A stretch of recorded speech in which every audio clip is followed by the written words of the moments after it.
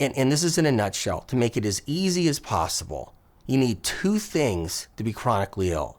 Two things to have a symptom that won't go away.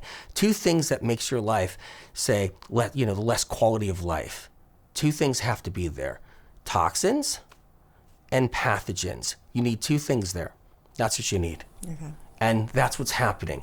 Everyone's building a lot of toxins up, and they're catching a lot of pathogens. That's what's happening.